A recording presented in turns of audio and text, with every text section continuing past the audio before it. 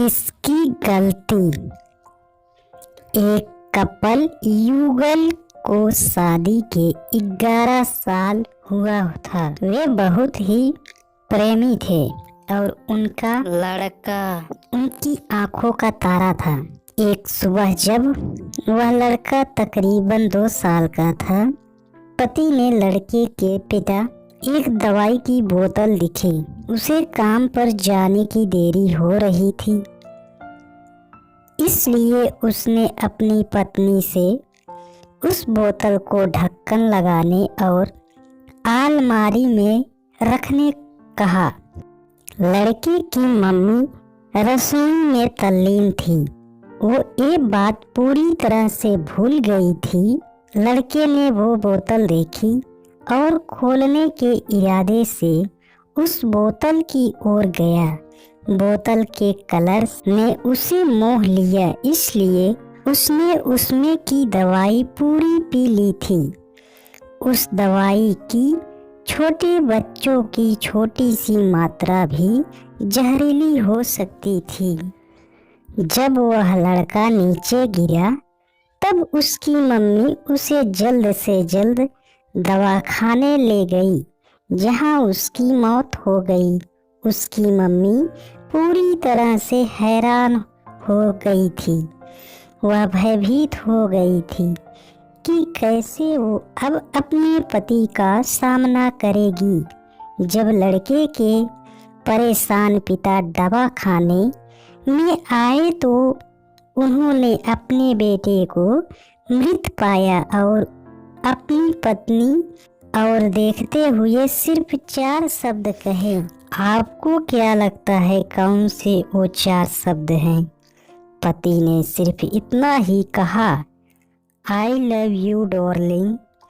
उसके पति का अनपेक्षित व्यवहार आश्चर्यचकित करने वाला था। उसका लड़का मर चुका था। वो उसे कभी वापस नहीं ला सकता था और वो अपनी पत्नी से भी कोई कसूर नहीं ढूंढ सकता था।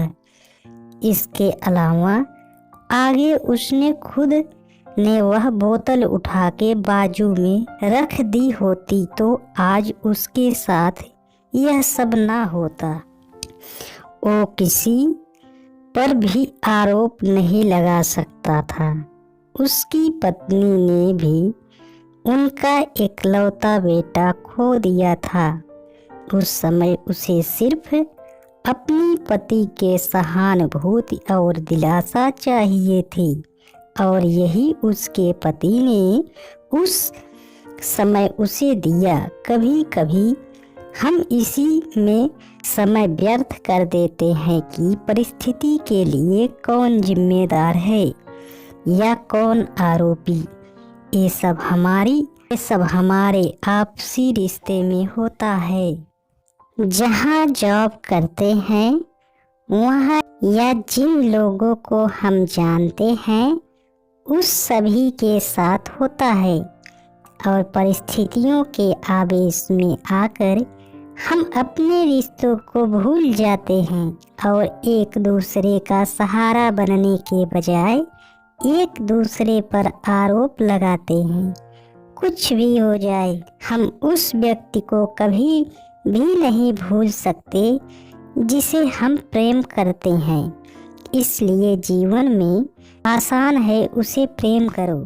आपके पास अभी जो है उसे जमा करो और अपनी तकलीफों के विचार कर कर के बढ़ाने के बजाय उन्हें भूल जाओ। उन सभी चीज़ों का सामना करो जो आपको अभी मुश्किल लगती हैं या जिनको आपको डर लगता है।